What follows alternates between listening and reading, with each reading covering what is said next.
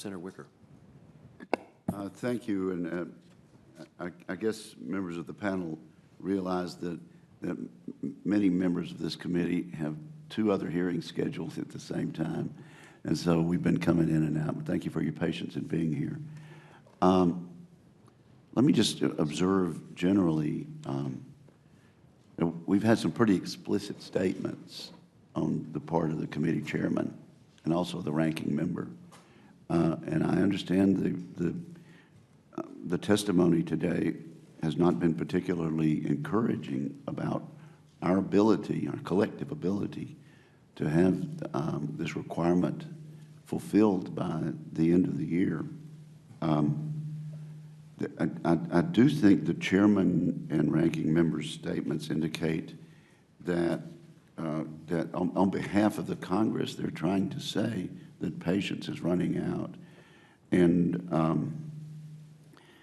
I mean, clearly we're going to try not to shut down train traffic around the country at a date certain, but we need whoever to understand that we need to get the attention of those responsible and get a timetable that will work and avoid, if I might say, a train wreck coming when either figuratively or literally. So I thank Chairman Thune and Ranking Member Nelson for going ahead and being explicit there. I might as well ask about an area of particular importance to me, which is Amtrak from Mobile to New Orleans. You know, the Southern Rail Commission, Mr. Anderson, had hoped for a longer route, and it seems though that the real interest there and the real possibility for making it work sooner is to take this real heavily populated area. I mean, Mobile is a major city. The Gulf Coast of Mississippi is heavily populated, and New Orleans, of course, one of the major cities of the South in terms of population and potential traffic. So the commission has trimmed its proposal to that.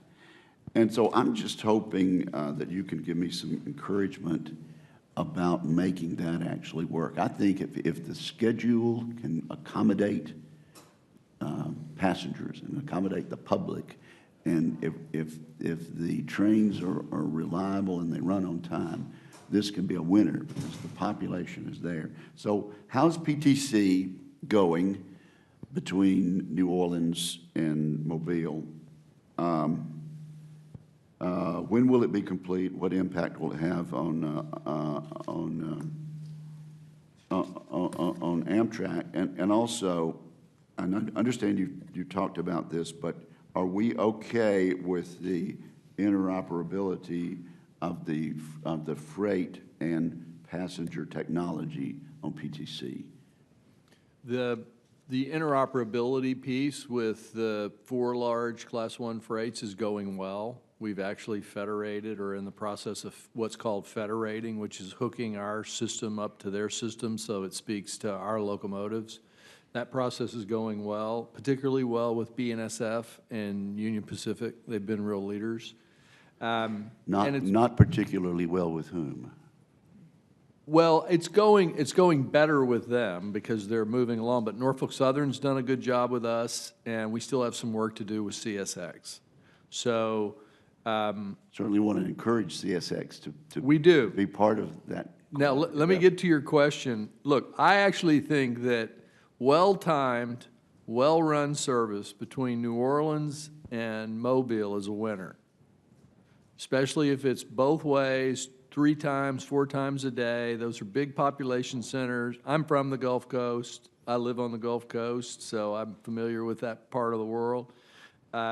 It would work. The problem is, until our preference rights and incremental cost rights under the 1971 statute that created Amtrak are properly enforced, you know, right now, the question for reintroduction of that service from CSX was $2 billion.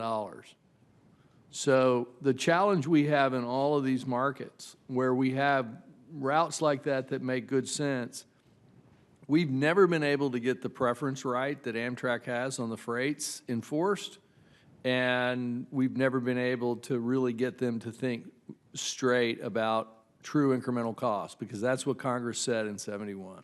You say the law is there, it's just not enforced. It's never been enforced. And whose responsibility is it to enforce that law? Hopefully yours. Well, we're the legislative branch. What is the enforcement office? STB, Okay. and we'd like a private right of action So under the statute. So the statute would have to be amended. The law is there, but it's not as you would.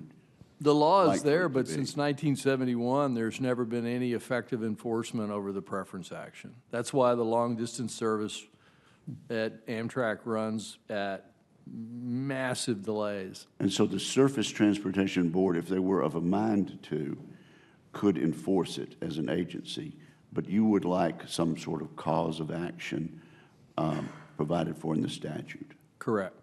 Thank you, sir. Thank you, Senator Wicker.